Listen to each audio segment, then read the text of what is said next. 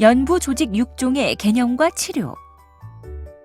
연부 조직 육종이란 피부나 점막 등 상피성 조직에서 기원한 악성 종양을 암이라고 하고, 나머지 비상피성 조직에서 발생한 악성 종양을 육종이라고 부르는데, 연부 조직 육종이란 근육이나 힘줄, 근막, 관절 주변 조직, 혈관이나 신경, 림프 조직 등의 연부 조직에서 발생한 악성 종양을 의미합니다.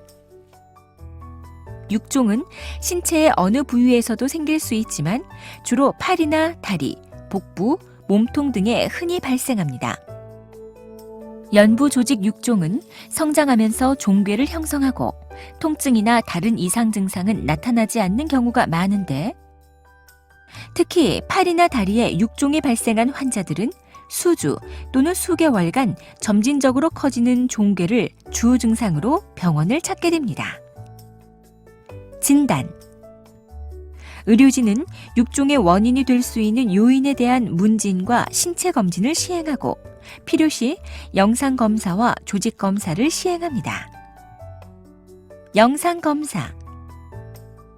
자기 공명 영상. MRI는 종양의 양상과 범위, 주변 조직과의 관계 등을 살펴보는데 가장 좋은 검사로서 연부 조직 육종을 진단하고 병기를 결정하는 데 필수적으로 사용됩니다. 컴퓨터 단층 촬영. CT는 육종이 폐에 전이되었는지 여부를 확인하기 위해 시행되는 경우가 많으며, 때로는 조직 검사를 시행할 때 종양의 위치를 정확히 파악하기 위해 시행되기도 합니다. 양성자 방출 단층 촬영. 종양세포는 정상세포에 비해 빠르게 성장하고 대사작용이 활발히 일어나기 때문에 많은 양의 포도당을 에너지원으로 소비합니다.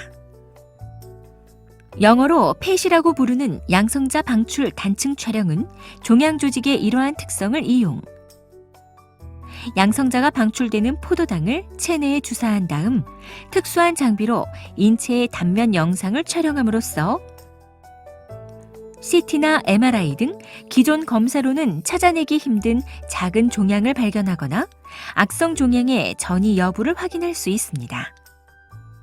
조직 검사.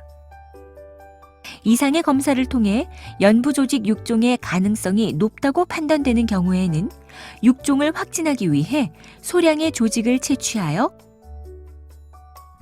현미경으로 관찰하는 조직 검사를 시행합니다. 조직 검사 방법에는 간단한 마취하에 특수한 바늘을 찔러 조직을 채취하는 침생검이나 피부를 절개한 후에 종양 조직의 일부를 떼어내어 검사하는 절개 생검 등이 사용되는데, 의료진은 종양의 위치와 크기 등을 종합적으로 검토하여 최선의 검사 방법을 선택합니다. 이상의 검사가 모두 끝난 후에는 정형외과, 영상의학과, 병리과 전문의의 토의를 통해 각각의 검사 결과를 종합하여 최종적인 진단을 내리게 됩니다. 병기. 병기란 악성 종양이 얼마나 진행되고 퍼져 있는지를 나타내는 지표로서 환자의 예후를 판정하고 치료 방법을 결정하는 데 가장 중요한 요소입니다. 육종의 병기는 조직 검사를 통해 확인한 종양의 조직학적 등급과 CT, MRI를 통해 확인한 종양의 양상과 원격 전이 여부 등을 종합하여 다음과 같이 1기에서 4기로 구분됩니다. 제1기. 종양의 크기나 깊이와 상관없이 조직학적으로 저등급에 해당하는 경우. 제2기. 종양이 조직학적으로 고등급에 해당하는 경우로서 깊이와 상관없이 크기가 5cm 이하이거나 5cm 이상이지만 깊이가 깊지 않은 경우. 제3기. 종양이 조직학적으로 고등급에 해당하는 경우로서 크기가 5cm 이상이고 깊이가 깊은 경우. 제4기. 조직학적 등급이나 크기와 상관없이 림프절 전이나 원격 전이가 있는 경우. 한편 병기가 환자의 예후 판정에 가장 중요한 요소이지만 치료에 대한 결과는 환자의 나이나 전신적 건강 상태, 육종이 발생한 해부학적 위치 등에 의해서도 영향을 받을 수 있습니다. 연부조직 육종의 치료 방법. 연부조직 육종의 치료 방법은 종양의 종류와 병기에 따라 결정되는데 크게 수술과 항암화학요법, 방사선 치료 등으로 구분됩니다. 그리고 임상시험 중인 새로운 치료법으로는 표적치료제 등이 있습니다. 수술은 연부조직 육종의 가장 보편적이고 주된 치료 방법으로 암과 함께 암 주변의 정상 조직을 포함하여 절제하는데 이를 광범위 절제술이라고 합니다. 이처럼 광범위한 절제가 필요한 이유는 암 주변에 눈에 보이진 않는 암세포가 존재하기 때문에 이를 포함하여 절제하기 위해서입니다. 과거에는 종양의 충분한 제거를 위해 사지 절단술을 많이 하였으나 최근에는 의료기술의 발달로 대부분의 경우 사지를 절단하지 않고 종양을 적출해내는 사지 구제술을 시행합니다.